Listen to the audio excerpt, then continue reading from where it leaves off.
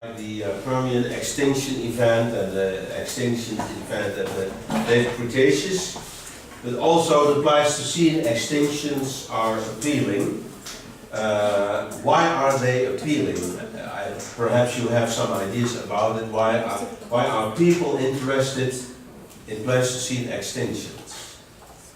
Because we may have been involved. Yes, it's about ourselves. We may have been involved. Yeah, it's nice to put it that way. We may have been involved. Okay, welcome back. So let's see what happens.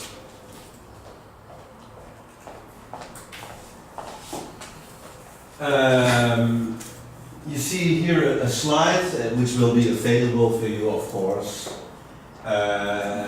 The continental extinctions of mammalian megafauna at the generic level and the percentages. You see that, for instance, in North America, South America, and Australia, the percentages were very big. And it's also concerning megafauna, that's also interesting. So little mammals like mice and so on, and little birds were not affected by that. And in Africa, relatively, there was only a minor extinction of megafauna. Please help me to remember that I say something about that at the end or so, or during it.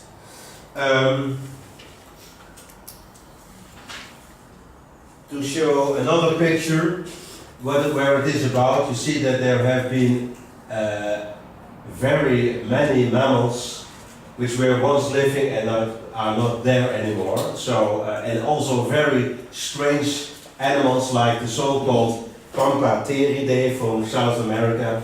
Very strange animals, you should Google them to get an idea of their pictures. But if you look at this, then you almost have the tendency to say that also the mammals are already beyond their summit, so to say. In other words, the mammalian fauna is poorer today than during the Pleistocene. So you see in this side how several orders were affected. Of course, the elephants are very famous. There have been many more elephant species in the past.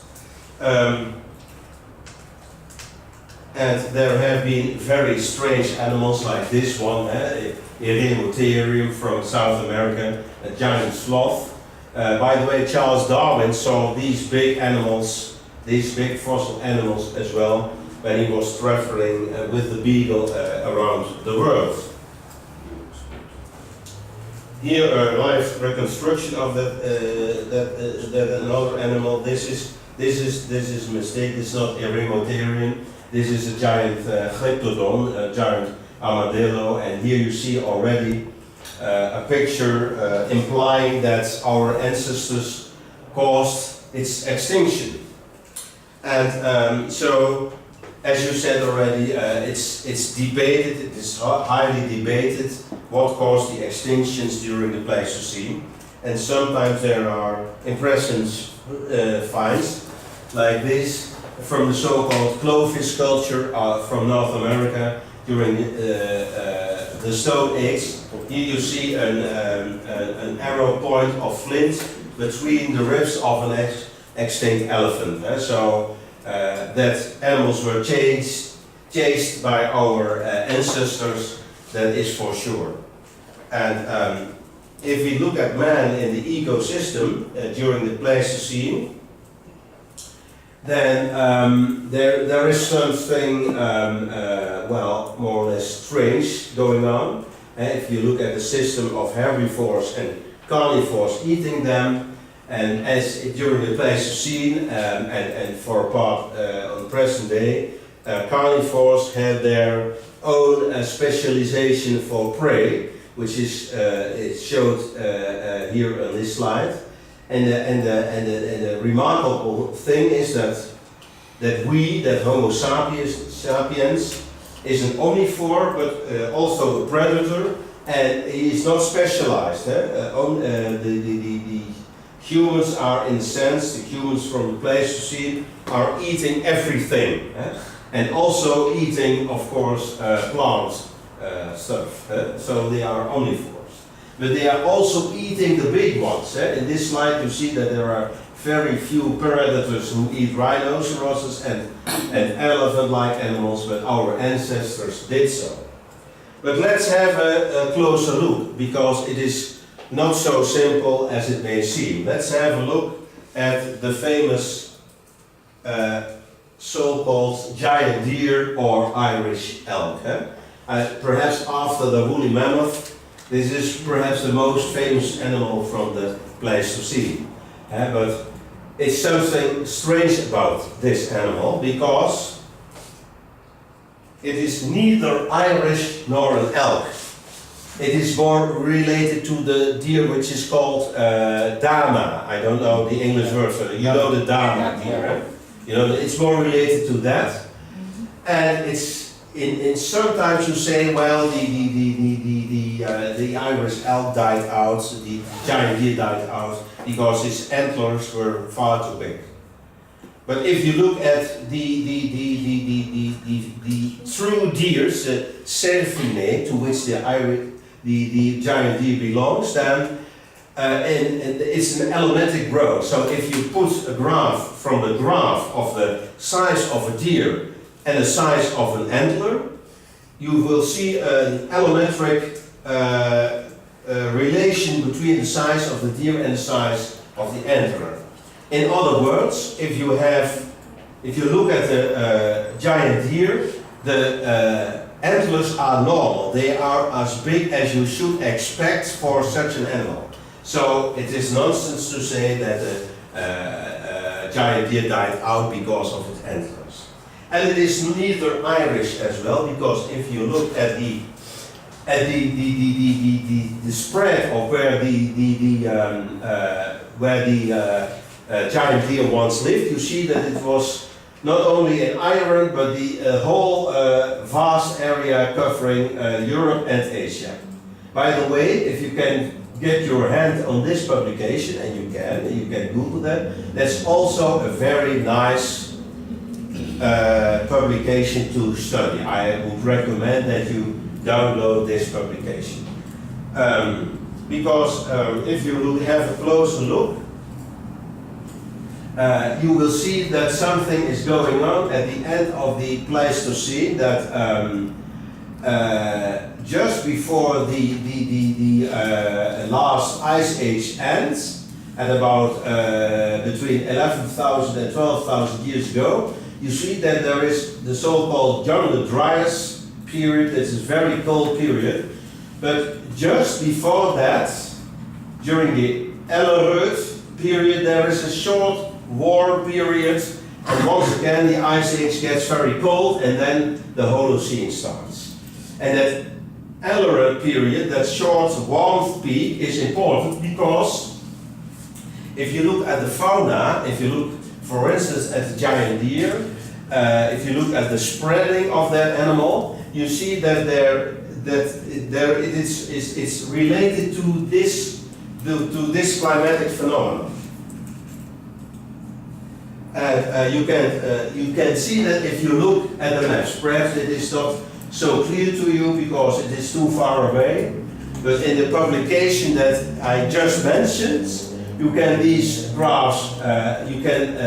Find these graphs back. And what you see is that when it is rather warm, then you see a spread of the giant deer throughout Europe, of course also in England and Ireland. It is spread around Europe, and these data are based on real fossils which are mentioned in that publication, and the age of these fossils is also determined. And on the next slide, on the right slide, you see the spread of the giant deer, the refugia, during the LGM, and LGM is for last glacial maximum, so the last very cold period of the ice age. And then the giant deer, when it's getting warmer again, it is spread again through Europe, and The right side slide is very interesting because the youngest giant deer are found south of the Ural Mountains, and they are of Holocene age, so they are not fossil. They are not fossil. So, and the south of the Ural is an area where man came relatively late. So the idea is that the giant deer survived at that spot for a while before man came in. And here you have the graph. I will show it shortly because you can find this back in this situation. But what this slide says is that you see at the right side you see Pliny Glacial, last glacial interstadium. You see the climatic fluctuation on the right side in the vertical line, and then you see the function of the spread of the giant deer. So to put this together, to summarize this, before the Holocene border, the giant deer is responding to the temperature. So when it's going to be very cold, the giant deer is retreating from the very cold areas, and when it's getting warmer, the giant deer is coming back.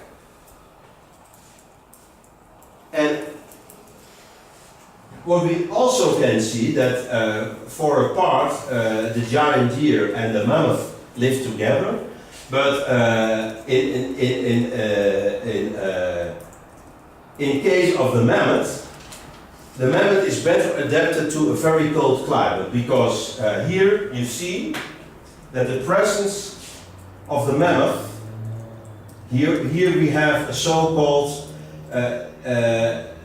here we have the last glacial maximum. So the last time that the ice age was very severe, and you see that the absence of the mammoth in a very cold period, in the last glacial maximum, the absence of the mammoth lasted shorter than the absence of the giant deer. So it means that the mammoth was better adapted to a very cold climate than the giant deer. And this slide is putting it all together, so several places. You will have this slide once again, will have it available so you can read all the places where these fossils, where these skeletons were found. You see once again that during a very cold period the giant deer is away much longer, and you see that the giant deer is keeping its presence in the central Russian plain, so south of the Ural, about until 7,000 years, more or less 7,000 years ago, so far later than the Holocene border. So once again, these animals are not fossil. And we also see that, perhaps you know that the mammoth stayed alive, for instance, at Wrangel Island until 3,000 years ago, at something more than 3,000 years ago. So they are not fossil as well. And here is the Wrangel Island.